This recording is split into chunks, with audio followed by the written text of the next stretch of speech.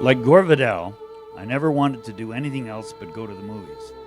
Perhaps because Werner Herzog, the brilliant German director, was right when he said that movies can transmit ecstatic truth, a special truth full of deep human meaning. Well, my name is Jim, and these are the Academy Movie Junkies. This is our studio, and we're very proud of it. We like it. And in here, we're making a series of programs for the internet about movies. And I'll ask my on-air colleague, Brian, to explain a bit about the movies. Thanks, Jim. Well, what it is we try to do here at Movie Junkies is we take a look at films dealing with drug addiction and alcoholism, films generally dealing with darker or heavier topics, and we try to relate them to different topics in recovery. And what Jim and I do, as well as all the junkies, is we go around campus and we talk to people here, at this treatment facility, Gatehouse Academy, about what their view is on the film or on that specific topic.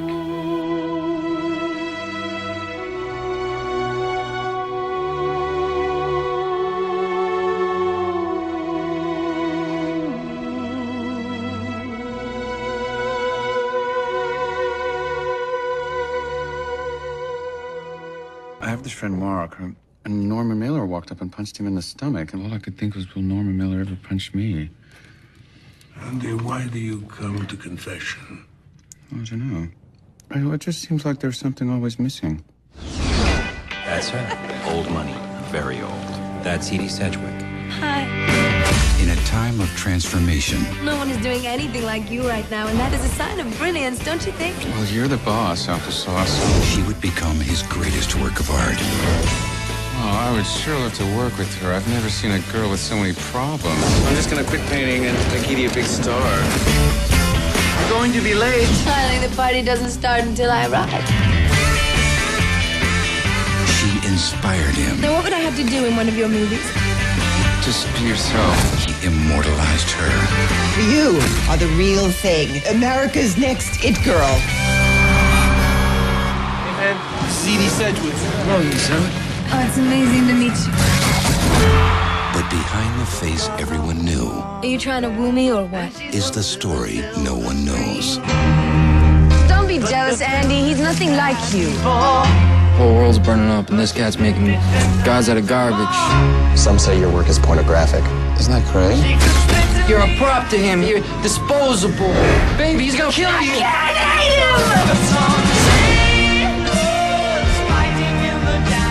This is where you paint your cans of beans or whatever.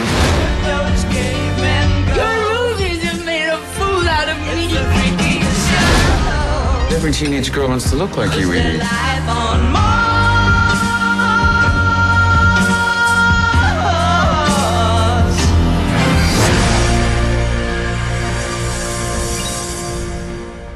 Well, Brian, in the case of Factory Girl, it's a movie that I happen to like, directed by George Hickenlooper. Guy Pearce plays Andy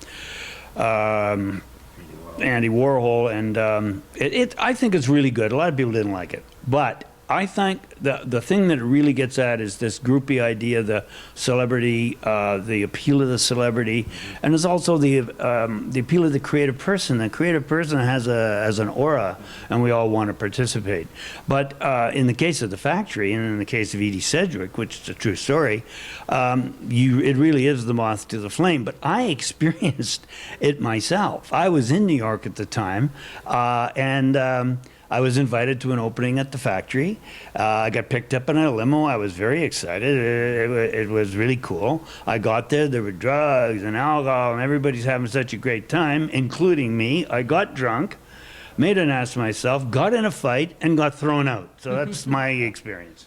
I don't know, like you were saying, I wanted to kind of talk about the groupie aspect, so to speak, of it. And, although not all of us have experience specifically with that, I don't have experience being around any particular famous people or anything like that. But the thing that stuck out to me was the sense of false worship that comes with, being a groupie, so to speak. And for me, that shows up as, designating a higher power as another human being in a way, you know what I mean? Whether it be in, relationships or in treatment centers, if there was a certain charismatic character that I wanted to kind of put my energy towards rather than my own recovery. And I mean, and usually those charismatic characters were fairly negative people, you know what I mean, trying to kind of tear it down. When it really comes down to it, when we're in treatment, we're trying to work on ourselves. There's nothing to tear down. There's no actual police or anything like that. It's just people literally trying to help us. You know what I mean? So I kind of got distracted there for a second. But, you know, I think it's just usually when we put, you know, our faith and our dependencies upon another person like that, the results are generally disastrous because people are fallible.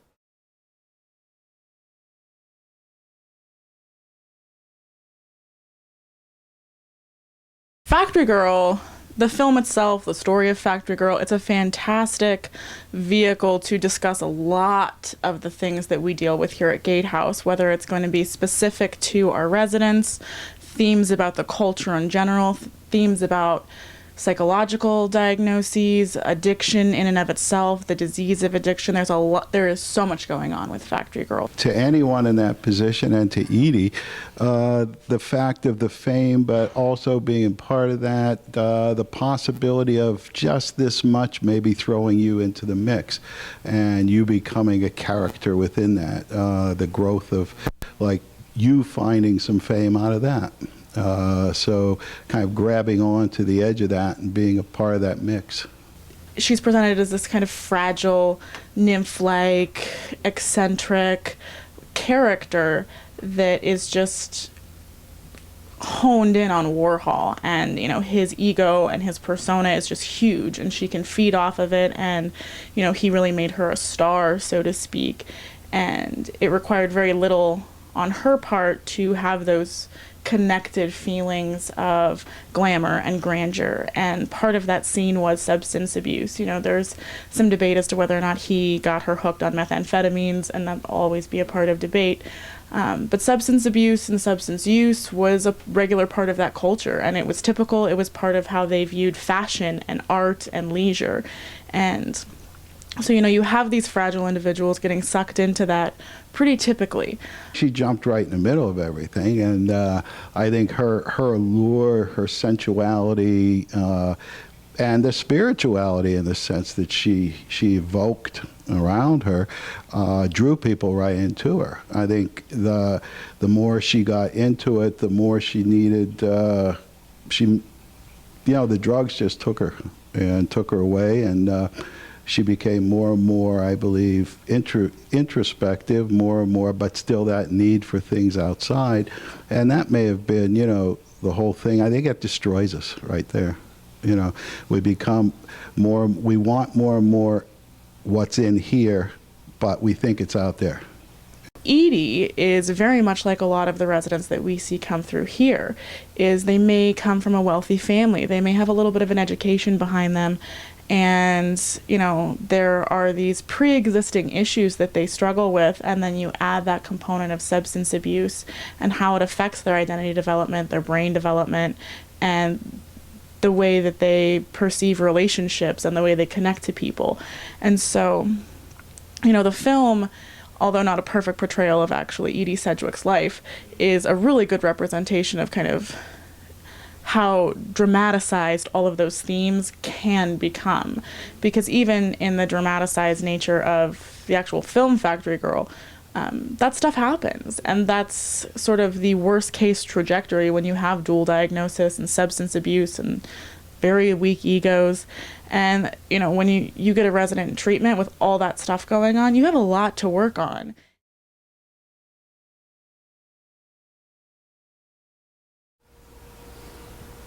Well, you know, the story of Edie Sedgwick is a really tragic story. She didn't have to die, a young, beautiful woman, enabled by her family, stuck in a vortex of destruction and of kind of creative blackness. However, that's what happened to her, and it happens to many. It's not easy to get out of. I feel very badly about her, but the movie is a good one, and I think is a cautionary tale. Brian? You know, Jim, I think, you're on point there, that it's a cautionary tale, and it is extremely powerful in that, when looked at in a recovery sense, it does hold a very strong message. You know what I mean? About, at least for the alcoholic and the addict, or the family member of the alcoholic or the addict, to maybe kind of see how that can show up, like I talked about in the beginning, of that false worship. And, as we've heard from, multiple staff and residents, that, when they didn't have necessarily a higher power in their lives, when they were worshiping something other than that, the results were, in fact, disastrous. They came close. Some of them came close to death. Some of them, actually hit their bottoms in that, in that aspect. But, I think it is a very powerful film, although not my favorite film. I think when looked at in that moral aspect, it does hold many truths. So, as you know, at the bottom of our screen, we have an email address you can send emails to, and we can send you back detailed notes that we have on the film as they relate to alcoholism and addiction. And thank you very much.